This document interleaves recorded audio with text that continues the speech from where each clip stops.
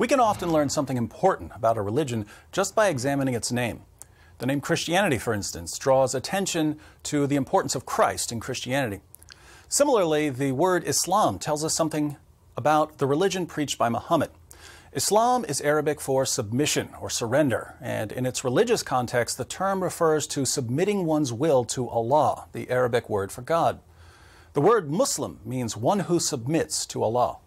So we can already tell that Islam is going to have a lot to do with submitting to God. And Muslims who preach Islam in the West emphasize this when they preach. They say, Islam just means submission to God. You want to submit to God, don't you? Well then, Islam is the religion for you.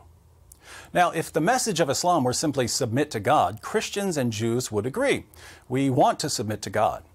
But the message of Islam isn't just that you must submit to God. It's a message about how you must submit to God. According to Islam, you submit to God by doing certain things and by believing certain things.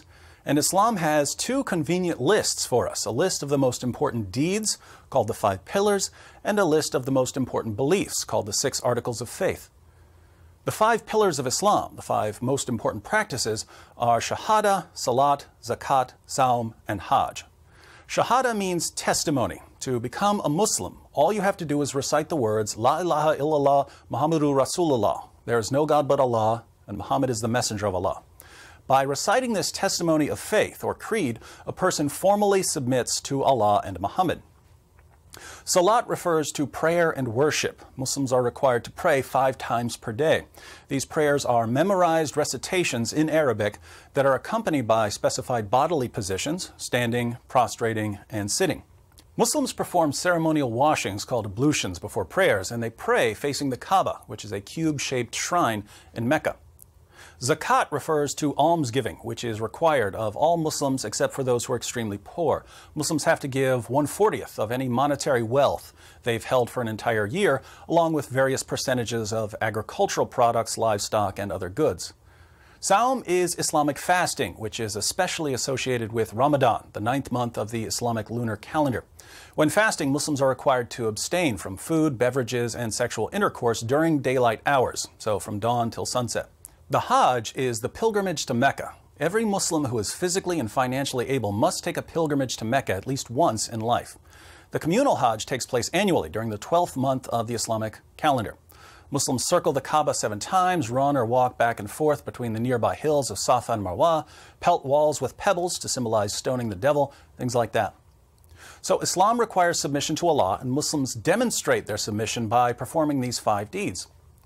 Muslims are also required to believe certain things. These are summarized in the 6 articles of faith: belief in Allah, belief in angels, belief in inspired books, belief in prophets, belief in the day of judgment, and belief in predestination.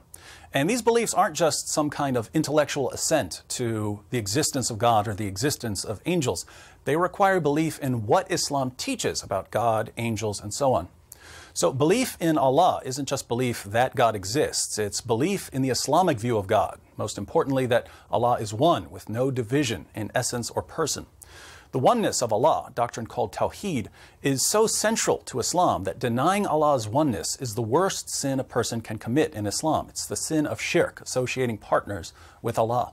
The 2nd article of faith is belief in angels. In Islam, angels are created from light and are incapable of disobeying Allah.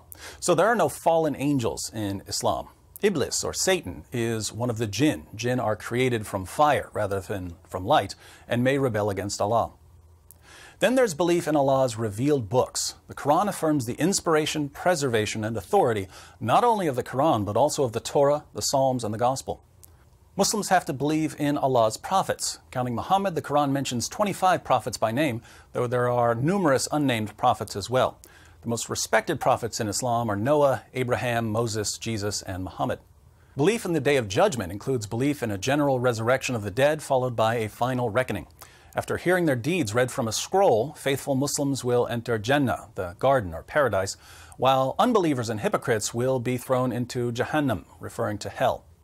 Belief in predestination is interesting. Some passages of the Quran suggest that human beings are ultimately responsible for their own actions, but passages indicating Allah's complete control over human actions are clearer and more common. If you do right, it's because Allah wanted you to do right. If you do wrong, it's because Allah wanted you to do wrong. Allah controls everything we do. So those are the basics of Islam. There are a lot more beliefs and practices in the Muslim sources, but these are the beliefs and practices that are most significant.